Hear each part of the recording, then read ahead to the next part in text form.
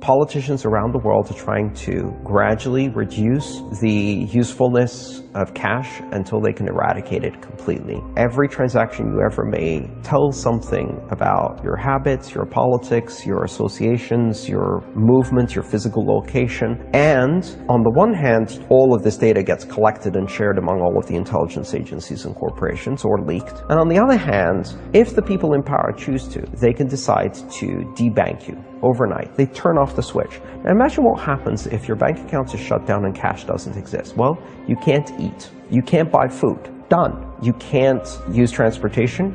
You can't rent an apartment. They can literally destroy your life in a second.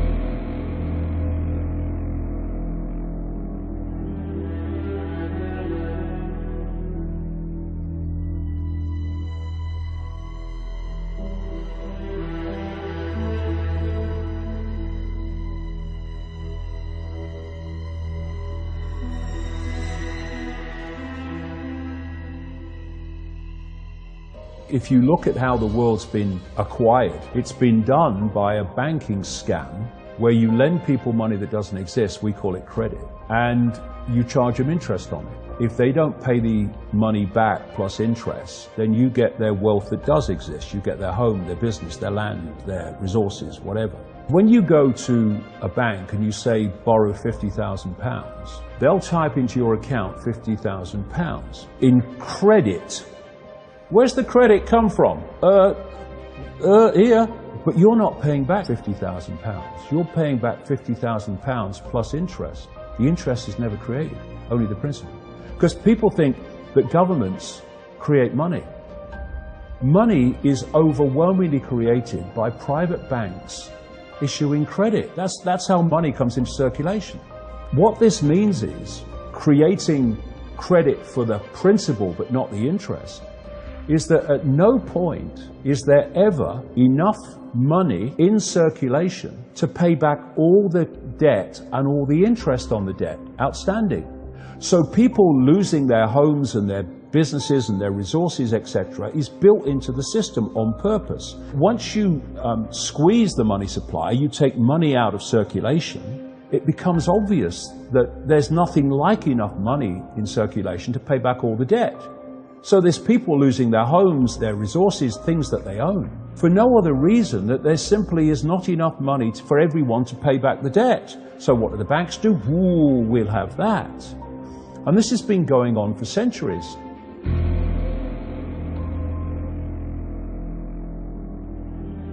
A incerteza sobre os rumos da economia americana está derrubando as bolsas nos Estados Unidos hoje.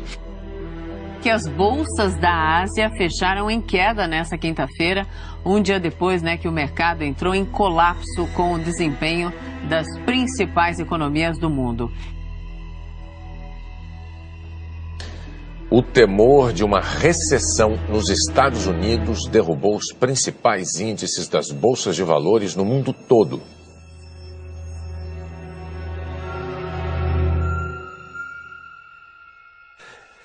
So how do these people do this? How do these people who have control of the funds do it? And Solomon provided us a very clear and simple answer in Proverbs 22:7. He said, "The rich rule over the poor." He added, "And the borrower is servant to the lender." And the way that they gain control of not just people, but governments on an international level is the rich rule by creating ever-increasing levels of debt so that nations themselves become beholden to bankers in order just to keep the doors of government open. A network of global corporate control exert a massive amount of influence over the international economy from behind the scenes. The corrupt power grabbers have managed to dominate the media as well. Now, as interesting as these organizations are, there is yet another that's more significant. Because at the very center of this triad of the World Bank, the IMF, and the World Trade Organization is one of the most unknown, secretive, independent, and the most powerful financial entity in the world. And it has a name that you probably have never heard of before, and that's not by mistake. It's called the Bank of International Settlement. The Bank of International Settlement is located in Basel, Switzerland. It's housed in a building, interestingly, referred to, now catch this, as the Tower of Basel. Coincidence, I suppose.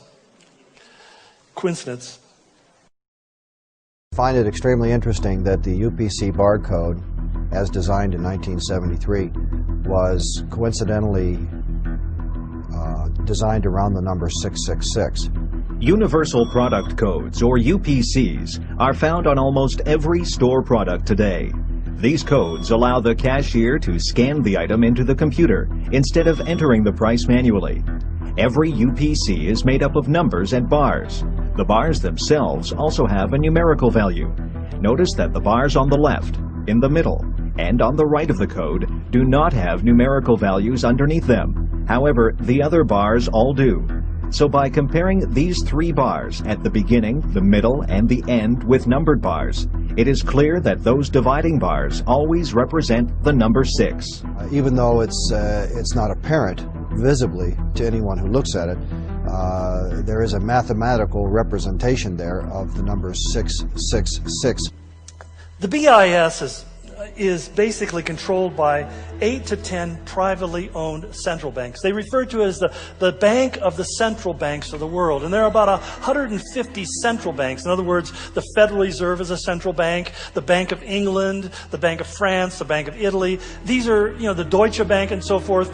These are banks that really each nation has their own central bank which oversees the banking industry within their country. And this is the bank of all the international central banks.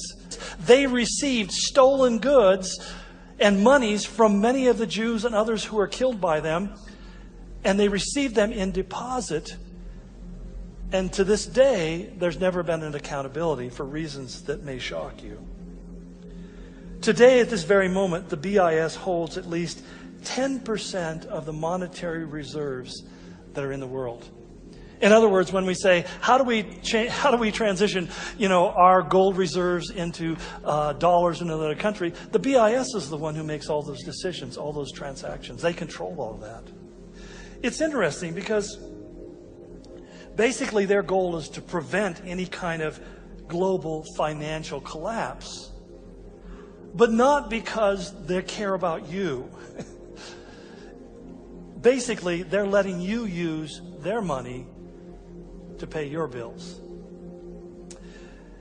Quase todos já ouviram falar sobre esta profecia de que nos últimos dias ninguém poderá comprar ou vender nada a menos que tenha a marca do diabo. Somos hoje a primeira geração com tecnologia para cumprir tal profecia de uma sociedade sem dinheiro vivo. Por exemplo, todo produto na minha cesta está marcado com um código de barras, com um número que o identifica. Você talvez tenha notado que este código de barras, conhecido como Sistema Uniforme de Codificação de Produtos, tem 3 barras sem números no princípio, no meio e no fim. E elas são ligeiramente diferentes das outras. Todas essas outras linhas correspondem a um número. Preste atenção nesta linha em particular. Ela equivale ao número 6. Como pode ver, é exatamente igual às 3 linhas sem número que também representam o número 6. Então, todo produto com código de barras, na verdade, está marcado com um 666. O sistema 666 de identificação por código de barras é a base de outras tendências e tecnologia que nos levam rapidamente ao Sistema Único de Crédito Mundial mencionado no capítulo 13 do Apocalipse. So that, as one writer put it, he says, each and every device will get an IP address, be it your computer, phone, toaster, wristwatch, fridge, door, water heater, car, alarm clock, oven, and then I added, and you. How can you track the population of the earth? By giving every person on the earth, all you need is a mere 7 billion addresses to every person who has their own address. Maybe stored in some kind of RFID chip on your hand or your forehead. But I love this statement the one article I was reading, he concluded by saying, the internet will no longer be about information, but about things. You know what you are? In their mind, you are a thing. It's no longer about information. It's about controlling everything, identifying, tracking, following, rating, valuing, selecting, sorting, sifting, everything on the planet, including the humanity that lives here. Entretanto, antes do dinheiro, cheques e cartão de crédito saírem de circulação totalmente, é preciso desenvolver um sistema de identificação totalmente seguro e que garanta que o cartão apresentado pertence realmente ao portador. Vários sistemas de identificação seguros já foram desenvolvidos, como por exemplo o leitor de impressão digital. O único problema com essas máquinas é que são extremamente caras. E para uma sociedade sem dinheiro vivo funcionar, seria necessário ter esse aparelho em cada lojinha ou local onde se venda ou compre mercadoria. Enquanto esses terminais de identificação custam milhares de dólares cada, os microchips nos cartões inteligentes custam apenas poucos dólares. Então, e se você pegasse o chip do cartão e o colocasse sob a pele? Depois que o chip estiver implantado, ele pode ser lido por um scanner simples, bem parecido com o que se usa nas lojas hoje. Assim, você se torna o seu próprio cartão inteligente e resolve-se o problema de certificar-se que o portador do cartão é o dono do mesmo. Nos Estados Unidos, o Departamento de Saúde e Serviços Humanos afirma que a implementação em alta escala do projeto de identificação através de microchips já teve seu início em Washington e várias outras cidades cobaias. Esses pequenos microchips, que são menores do que uma cabeça de alfinete, custam menos do que 25 centavos cada e são injetados a alguns milímetros sob a pele. Ativado por um pequeno scanner portátil, o chip supre informações seguras sobre a pessoa na qual foi implantado. Então, como podem ver, a tecnologia e a aceitação do público para fazer o sistema da marca da besta funcionar está rapidamente engrenando. Já estamos ouvindo constantemente sobre a nova ordem mundial ou a comunidade global. E esses slogans estão aos poucos sendo aceitos à medida que o mundo caminha para um sistema financeiro e político internacional, para uma sociedade sem dinheiro vivo, controlada por um banco de dados que abrange todo o globo, mantendo-se a par de cada homem, mulher e criança, quando atravessam fronteiras, compram e vendem. Exatamente como a previsão no capítulo 13 do Apocalipse, há quase 2000 anos.